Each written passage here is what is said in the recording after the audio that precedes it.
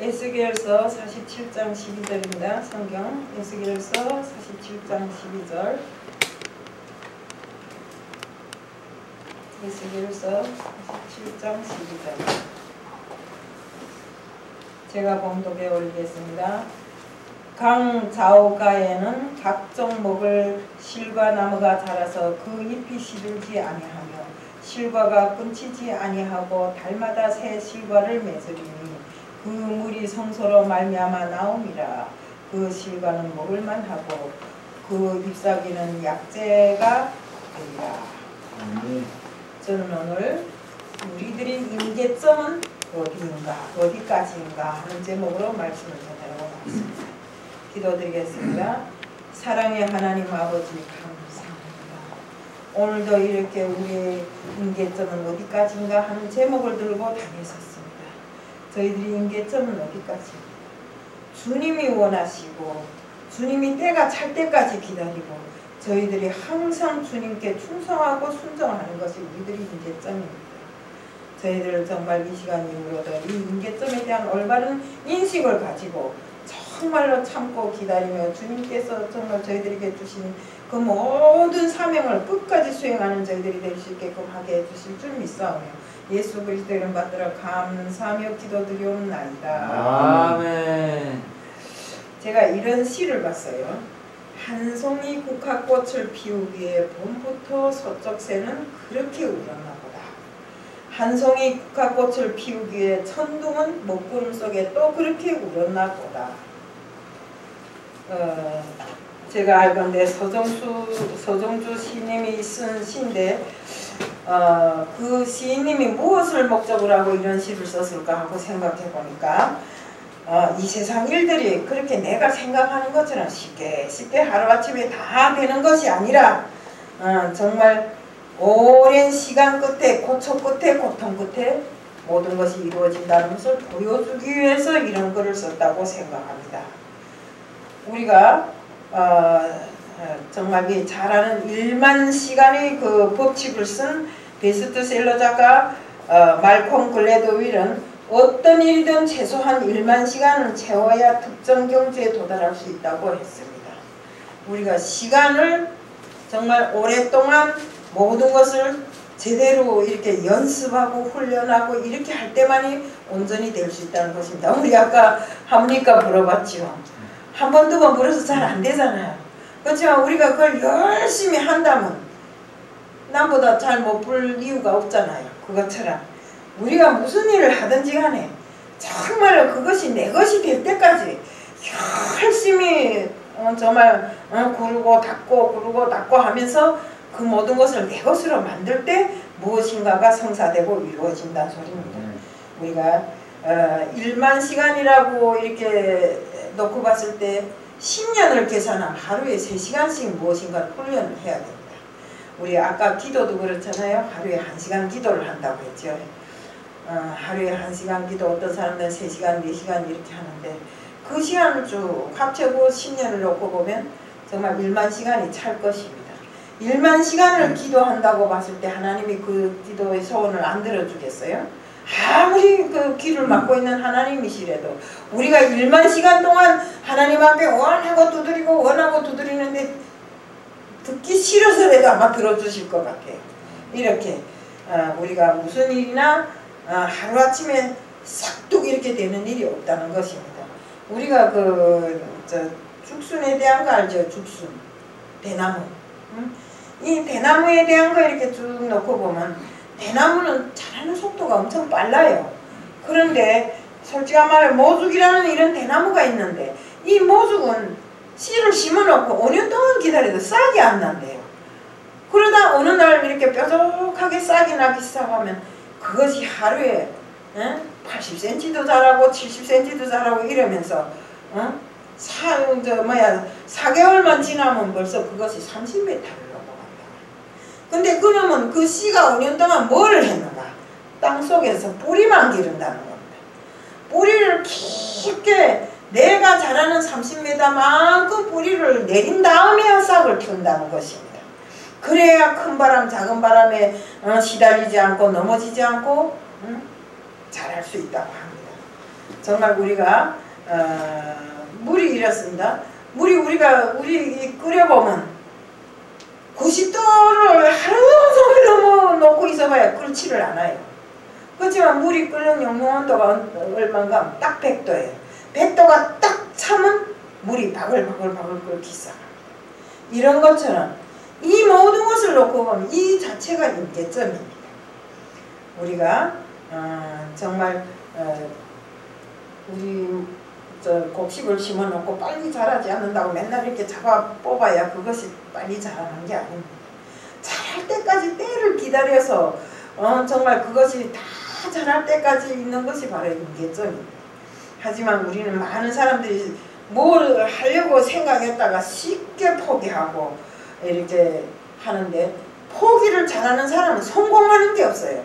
어떤 사람들은 이렇게 자기 이력을 쓰라고 하면 뭐 이것도 했다 저것도 했다 하는데, 이것도 했다 저것도 했다 하는 사람이 성공한 사람이 없어요. 한 가지를 해도 끝까지 그저 부근하게 이렇게 한 사람들은 끝내 성공을 하더라고요. 그래서 저도 좀 그런 게 있어요. 팔랑팔랑한 성격이 있어요. 어디 가서 뭐가 안 되면 에라 모르겠다 또 딴 거 해보자 이러다 보니까 큰 성공을 못하고 지금까지 이렇게 온 것입니다. 근데 정말 우리가 나를 포기하지 않고 끝까지 잡고 간다면, 우리 오승영 목사님이 필리핀에 가서 33년 동안 36개의 교회를 세우면서 지나온 이 모든 것이 끈기와 인내에 있고 그 임계점을 넘을 수 있는 마음의 준비가 다 돼 있었기 때문에 이런 일을 할 수 있었다는 것입니다. 네, 우리 오승영 목사님 앞으로 할 일도 많아요. 제가 보건 데도 많더라고요. 그러니까 우리 건강해갖고 정말 정말 신뢰하면서 평생을 소경했던 사람의 눈을 뜨게 해주신 주님이 그 은혜가 우리 오승영 목사님이 눈에도 미치길 바랍니다. 네, 우리가 정말 어떻게나 우리 모두는 성경의 임계점이라는 이런 말들이 있더라고요. 그것처럼 우리는 하나님이 정하신 때를 기다려서 하나님이 원하시는 대로 우리가 그때까지 차고 정말 넘치는 이런 사람들이 돼야 된다 이겁니다. 그것이 바로 임계점을 정말 하나님이 택한 그 임계점까지 정말 우리가 이기고 나가는 이런 사람들이 될 수 있는 것입니다. 우리 하박국 선지자가 몹시 낙심하고 있을 때 하박국 2장 3절에 보면 이런 게 있잖아요. 이 묵시는 정한 때가 있나니 비록 더딜지라도 기다려라. 지체되지 않고 응하리라. 이렇게 묵시를 하나님이 주셨지 않았습니까? 우리 생각은 더딘 것 같고 답답한 것 같고 막 안타깝고 때가 다 된 것 같지만 하나님의 때는 그렇지 않다 이겁니다. 우리가 하나님의 심중을 알아요. 우리 아무리 똑똑하다고 하나님을 뛰어넘는다 할지라도 하나님의 심중은 몰라요. 내가 하나님 생각을 뛰어넘는지는 모르겠지만 뛰어넘는 사람이라 할지라도 하나님의 심중은 모른다 이겁니다. 하나님의 그 비밀은 하나님만 아시지 그 누구도 모릅니다. 때문에 하나님이 때가 찰 때까지 하나님이 됐다 너희들 이렇게 해라 할 때까지 우리는 그 때를 기다려야 된다 이겁니다. 근데 그 때를 그저 눈 감고 가만히 앉아 기다려야 되는 거야. 그게 아니라 이거. 우리 이제도 이야기했지만 기도하고 또 하고 기도하고 또 하고 하나님이 이걸 하라고 했으면 이걸 해야 되고, 우리 성경에 다 하나님이 때가 지시되어 있잖아요. 때가 되든지 아니 되든지 나가서 복음을 전하라 했으면 복음을 전해야 되고, 정말 너희들이 그 무거운 수고하고 무거운 짐 진 자들아 다 내게로 오라 내가 너희들을 쉬게 하리라고 했으면 우리 그 예배드리라 오는 날은 세상 짐을 다 지고 와서 하나님 앞에 다 벗어놓고 내 어깨가 가볍게 하고 집으로 돌아가는, 그래서 세상 짐을 지지 말고 하나님께서 하라는 대로만 하고 다닌다면 뭘 그리 무거운 일이 있겠어요. 세상 짐까지 더 찌어넣으니까 더 무겁지요. 그러니까 우리는 이런 정말 하나님이 하라는 대로 할 수 있는 이런 자들로 준비가 돼야 된다 이겁니다. 네. 우리가 하나님은 우리들이 이 믿음에 대해서 늘상 재어봅니다. 재어보고 이렇게 하는데, 우리 그 다니엘서에 보면 벨사살이라는 왕이 있죠. 이게 세계적으로 제일 유명한 바벨론 왕권을 지게 됐는데, 바벨론 왕권을 지게 되니까 교만해가지고 하나님까지도 무시해버린 것입니다. 그래서 정말 하나님 성전에 들어가서 성물을 술잔처럼 이렇게 술잔으로 삼고 1000여 명이나 되는 자기 친구들을 초청해갖고 거기에서 파티를 하는데 여기에 손가락 하나가 나타났죠. 그 손가락이 글씨를 쓰는데 뭐라고 쓰는가? 메네 우바르신이라고 이렇게 글을 씁니다. 이게 무슨 소리라는가 하면 베사살 왕을 재어보시고 바라보니까 너는 아직도 부족하고 더 이상 너를 써볼 필요가 없다. 그러니까 메대 파사르로 쪼개서 너를 버리겠다는 뜻입니다. 그래서 하나님이 주셨던 복을 빼앗아 버렸어요. 그래서 하나님은 정말 우리 늘상 이래도 주시기도 하시고 거두시기도 하시는 하나님이라죠. 그 말이 바로 하나님은 복을 주시기도 하고 거두시기도 한다는 뜻입니다. 하나님께서 바라보실 때 부족함이 보이지 않아야지. 부족함이 보이기 때문에 어떻게 됐어요? 우리 이스라엘의 백성들이 정말 보면 많은 그 고통을 겪었지요. 애굽에 가서 노예로 있으면서 이런 모든 것을 놓고 봤을 때 그들이 방자한, 그들이 정말 지은 죄를 하나님은 다 아시게 이런 고통도 주신 것입니다. 우리가 이스라엘의 그 사울 왕을 아시죠?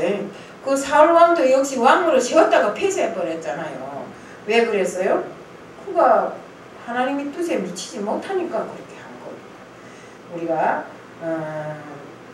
때문에 우리 모두는 하나님 보실 때 부족함이 없는 사람으로 살아야 되고 정말 교회도 튼튼히 떠받드는 이런 기둥이 돼야 됩니다. 우리 솔로몬 성전에는 두 기둥이 있었잖아요. 야긴이라는 기둥과 보아스라는 기둥. 그 두 기둥이 튼튼하게 받치고 섰기 때문에 솔로몬 성전이 아주 건전하게 서 있었다. 또 우리가 그 모세를 놓고 봤을 때는 아론과 홀이 두 기둥 역할을 했어요. 그들이 아말렉과의 전쟁에서 어떻게 됐어요? 모세의 팔이 떨어지면 아말렉이 이기고 모세의 팔이 올라가면 이스라엘이 이기고 이랬잖아요. 정말 그 아론과 홀이 두 팔을 건전하게 받쳐주었길래 이스라엘이 끝내 이겼잖아요.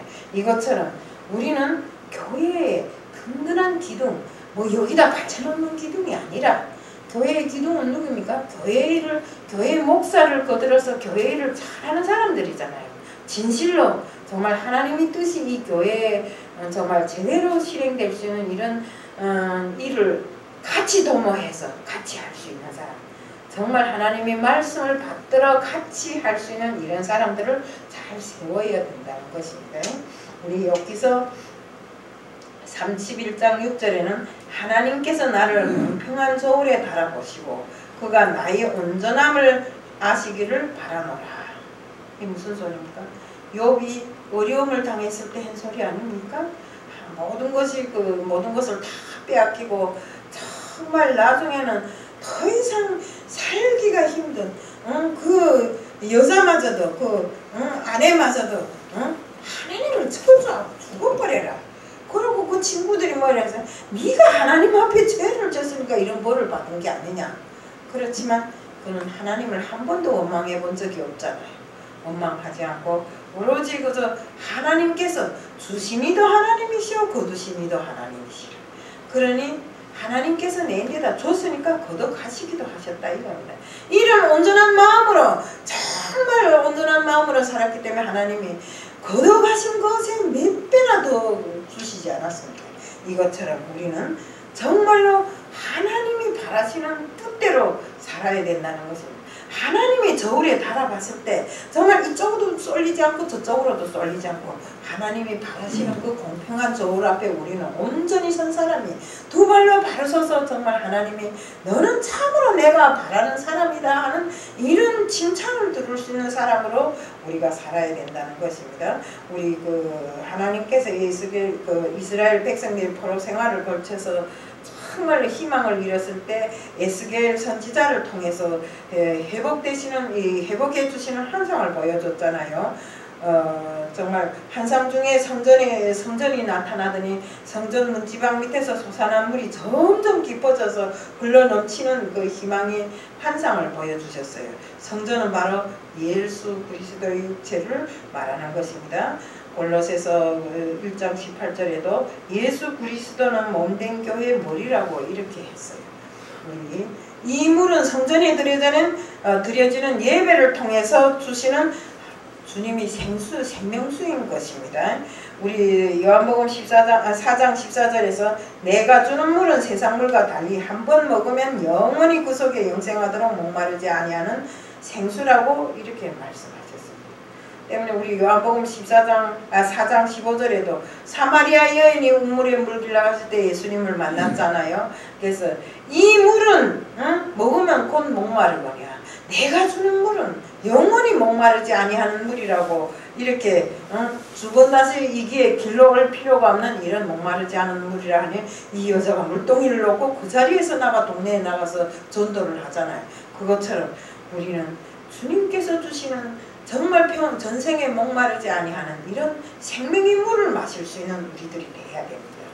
우리가 정말 세상 것에 눈 밝히고 세상 것을 더 가지려고 애쓰지 말고 우리는 하루 한 인간을 살아도 주님께서 우리들에게 주시는 생명의 떡과 생명의 물을 마실 수 있는 우리들 모두가 되어야 된다는 것입니다. 요한복음 4장 23절에 보면 예수님은 아버지께 참되게 예배하는 자들은 영과 진리로 예배할 때가 오나니 곧 이때라 아버지께서는 자기에게 이렇게 예배하는 자들을 찾으시니라고 기록되어 있어요. 또한 요한복음 4장 24절에는 그러시면 하나님은 영이시니 예배하는 자가 신령과 진정으로 예배할지니라고 하셨습니다. 예수님은 내가 주는 그 물은 영생토록 솟아나는 샘물이라고 했습니다. 우리는 이 온전한 예배를 통해서 주님이 우리에게 주시는 영원한 생명의 샘물을 찾아서 마실 수 있는 우리들 모두가 되어야 됩니다. 내가 예배도 안 참가하는데 주님이 그런 샘물을 우리들에게 주겠어요? 생명수를 절대로 안 줍니다. 그렇기 때문에 우리는 이런 물이 흘러넘치기를 바라서 바라는 하나님의 뜻과는 반대되는 이런 이스라엘을 우리 이 성경에서 볼 수 있어요. 이스라엘은 그 생명의 물이 그토록 넘치는데 주님의 뜻과 반대대로 사는 이스라엘은 메말라 있었어요. 이제 그 성경 본문에 그랬잖아요. 강좌우편에 나무 잎이 마르고 열매가 없어서 말라 죽어 가고 있다고 했잖아요. 그것처럼 당시 이거는 무슨 표현이냐면 당시 포로 생활에서 길을 잃고 정말 희망을 다 잃은 이스라엘 백성들이 그 면모를 표현한 것이고 오늘 우리들도 역시 생활하면서 정말 희망을 잃고 지쳐있는 우리들의 모습을 표현한 것이 아니겠는가 하고 생각을 해보았습니다. 이럴 때 에스겔에게 환상을 통해서 정말로 이스라엘의 회복을 보여주는 생명의 샘물을 보여주셨어요. 정말 때문에 우리는 은혜로 감사하고 기도하고 구제하고 기쁜 웃음이 흘러넘치는 이런 은혜로운 회복이 우리들에게 이루어져야 됩니다. 정말로 낙심하고 절망의 뿌리가 다 드러나는 우리들이 이런 근원이 회복되는 이런 역사가 있기를 오늘 모두 이곳에 앉은 모든 분들에게 축복합니다. 그러면 어떻게 회복되는가를 보시겠습니다. 성전에서 흘러나오는 물이 생명의 근원이 되어 회복시켰습니다. 성전에서 흘러나온 그 물로 인해서 물이 닿는 곳마다 모든 것이 다 생명이 다시 살아나고 희망과 정말 잎이 무성해지고 열매도 다시 맺고 이스라엘 백성들이 희망과 버전의 출발점이 바로 이 성전에 있다는 것입니다.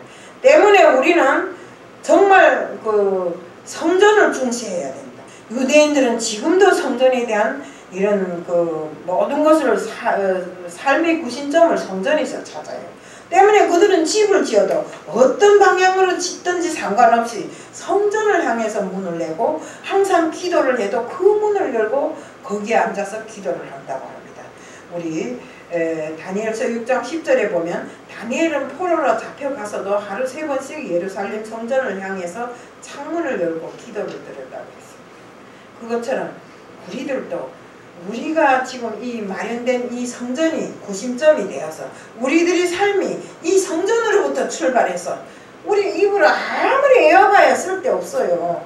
뭐 바깥에 나가서 나는 이렇고 저렇고 해봐야 쓸데없고 정말로 우리가 예배를 기준으로 해서 우리가 이 성전에서 드려지는 모든 예배가 신령과 진정으로 드려지는 예배가 돼야 되고 이 성전이 구심점이 돼서 내 믿음 생활이 이 성전으로부터 다 흘러나와야 되는 것입니다.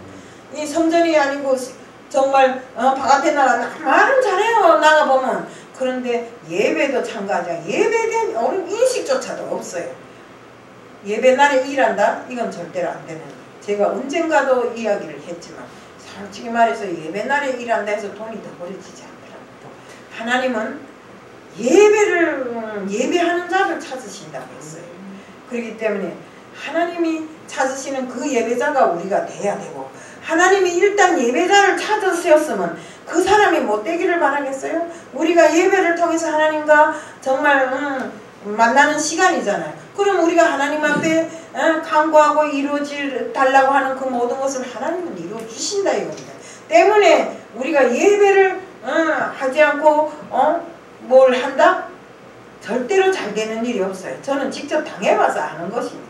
그렇기 때문에 뭐 더 이상 말해보면 아이고 옛날에 있는 일을 자꾸 말한다 이런데 옛날에 있는 일을 왜 자꾸 말하는가? 이것이 진실이기 때문에 말하는 것입니다. 우리가 당해보지 않은 사람은 몰라요. 응? 우리 어떤 사람들은 나도 예배날에 일한다고 말하니까 야속하기도 하더라고요. 물론 야속할 수도 있습니다. 하지만 그 야속함을 다 버리고 진실로 한 번이라도 예배날에 와보라 이거. 일 안 했다고 굶어 죽지 않아요. 우리 성전에 오면 성전에서 다 먹여주잖아요. 재워줄 수도 있어요. 하나님 품이 얼마나 좋아요. 우리 오목사님 좋죠? 네. 그러니까 하나님이 주시는 그 모든 것을 우리가 받아 누릴 수 있는 사람들이 돼야 됩니다. 내 혼자 아등바등 하지 마세요. 아등바등 한다고 더 잘 살지를 못해요. 그렇게 잘 살 것 같으면 벌써 부자가 됐지요. 우리는 하나님이 손을 얹어서 기름 부음을 주셨으면 그 기름 부음을 받은 사람으로서 정말 다윗처럼 끝까지 충성하는 사람. 우리 다윗이 어쨌습니까? 목동으로 있을 때 이리가 와서 양을 물어가면 끝까지 쫓아가서 여호와의 이름으로 그 입을 벌리고 거기에서 양을 뽑아내듯이 우리는 끝까지 정말 하나님과 동행하면서 어떤 고난 앞에서도 여호와의 이름을 부르면서 헤쳐나가는 우리들 모두가 되어야 된다 이겁니다. 우리가 정말로 우리가 우리 믿음이라는 게 이래요. 아브라함이 이삭을 드리라고 할 때 모리아 산으로 걸어가는 3일 동안 아무 말도 하나님은 하지 않으셨어요. 가서 다 장작을 준비하고 이삭을 드리려고 그 장작 위에다 묶어놓고 칼을 드는 순간 사자를 통해 뭐 이랬습니까? 아브라함아 이삭은 다치지 말라 했잖아요. 근데 하나님은 벌써 그 숲을 속에 걸려있는 양을 다 이미 준비해놓고 아브라함이 그 믿음을 봤잖아요. 처럼 하나님은 어떤 환경에서든지 우리를 바라보고 재어보고 한다는 것을 잊지 말아야 됩니다. 아브라함이 정말로 자기의 모든 것을 다 바쳐서 하나밖에 없는 아들을 하나님이 바치라니까 바친 그 믿음 때문에 아브라함이 믿음이 조상이 되었잖아요. 그것처럼 우리들도 정말 하나님이 하지 말라는 것은 하지 말아야 되고 하라는 것은 어떤 환경 속에서도 끝까지 해낼 수 있는 우리들이 되어야 됩니다. 그래야 믿음이 자녀라 하나님이 믿음이 자녀라고 말할 수 있는 것입니다. 우리가 정말 또한 여기에 보면 기도의 임계점이 있다고 했어요. 기도. 우리 아까도 기도에 대해서 이야기했지만 하루 3시간, 1시간 정말 하루 3시간, 1시간이 아니라 24시간을 연속 기도를 해도 모자랄 우리들입니다. 왜? 세상에 살면서 기도를 금방 했는데 또 죄를 지어요. 그 지은 죄 또 금방 사함을 받았다고 생각했는데 또 죄를 지어요. 그럼 우리는 시시각각으로 호흡하듯이 기도를 해야 된다 이겁니다. 그렇기 때문에 다니엘은 어째서요 전쟁 포로로 제약의 그 상황에서 정말 최악의 상황에서도 하나님을 믿고 하나님 앞에 당당한 사람이었어요. 그런데 그는 신앙인으로서 항상 하나님 앞에 기도하는 이런 사람이었어요. 가장 어려운 시기에 다니엘이 기도했을 때 첫날에 응답을 받았는데 다니엘이 첫날에 응답을 받았는데 바사국이 그걸 막아갖고 미가엘이 가서 그걸 처부심을 해서 기도 응답을 21일 만에 받았지 않아요. 누리는 거하고 받는 거하고는 틀립니다. 우리가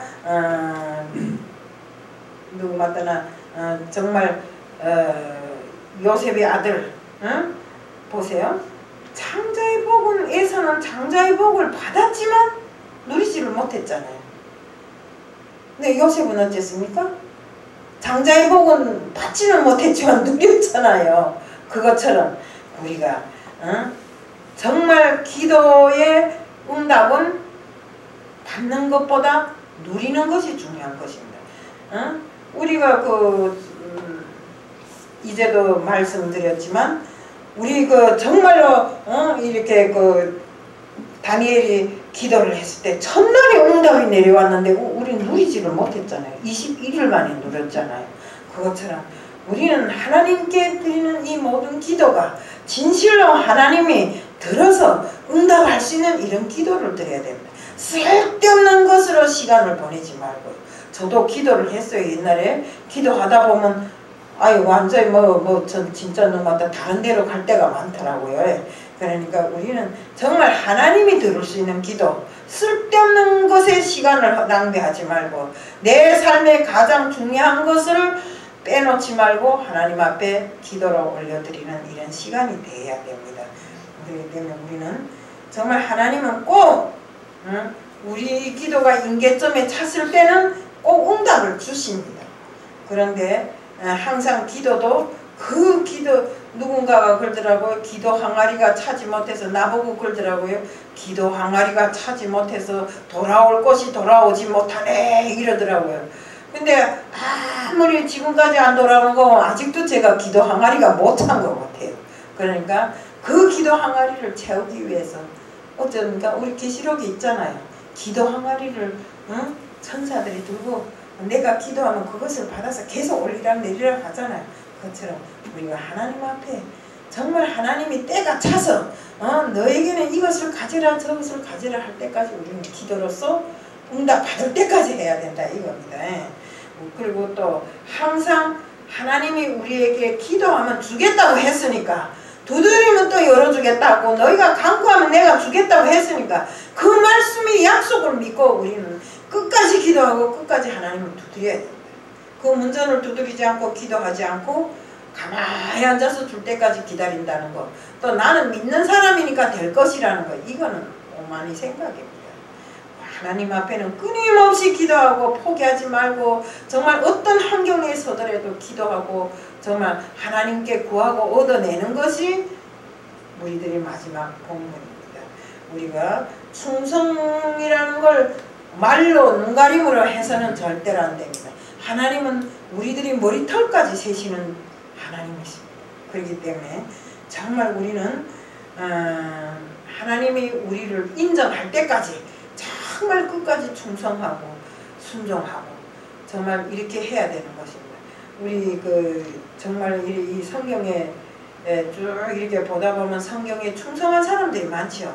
그들처럼 어떤 환경에서도 정말 낙심하지 않고 오롯이 하나님 말씀만 믿고 끝까지 충성하고 끝까지 하나님과 동행하는 우리들 모두가 되어야 됩니다. 특히 나는 하나님이 정말 계시한 그 모든 것이 찰 때까지 우리는 정말 주님과 동행하는 삶을 살아야 됩니다.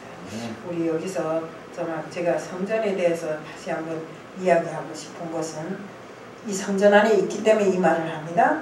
우리는 성전에는 세 가지 성전이 있다고 제가 들었어요. 학교 때 배운 게 마음속의 성전이 있고 천상의 성전이 있어요. 우리 마음속의 성전은 뭡니까? 내 마음속에 주님을 모시고 정말 주님과 동행하는 삶을 삽니다. 천상의 성전은 무엇입니까? 우리가 천국까지 갈 때까지 우리가 기도하고 하는 예배드리는 곳이 예배드리다가 이 땅에서 예배드리다가 가는 곳이 천국이 바로 천상의 성전이고, 또 일반 우리 성전은 내가 천국까지 갈 때까지 정말 여기에서 기도하고 여기에서 하나님 말씀을 듣고 집행하고 행함을 할 수 있는 곳이 바로 우리가 지금 이용하는 이 성전입니다. 그렇기 때문에 이 성전이 중요한, 어떤 사람들은 내 마음속에 성전이 있으면 되지 뭐 성전에서 뭘 해 이러더라고요. 근데 성전은 항상 있어야 됩니다. 우리 옛날에도 제사를 들 때 우리 보면 성막에 보면 성전이 아주 숭하게 나오잖아요. 이 성전 자체가 쭉 이렇게 놓고 보면 옛날에 성막하고 똑같습니다. 그렇기 때문에 우리는 성전을 제대로 이용하고 정말 성전에서 하나님과 만남을 꼭 이루고 정말 하나님이 정말 원하는 그 계기가 찰 때까지 우리들 모두가 끝까지 충성하는 자가 되자는 것을 말씀드리는 말씀을 마칩니다. 사랑의 하나님 아버지 감사합니다. 정말 우리들의 임계점이 어디까지입니까? 하나님이 때가 찰 때까지가 우리들의 임계점입니다. 하나님 아버지 그날까지 저희들 순종하고 충성하고 세상 것을 탐하지 말고 오로지 주님 앞에 온전히 선 사람들이 되기 위해서 노력하는 저희들이 될 수 있게끔 해주실 줄 믿사오며 예수 그리스도 이름 받들어 감사하며 기도드리옵나이다. 아멘.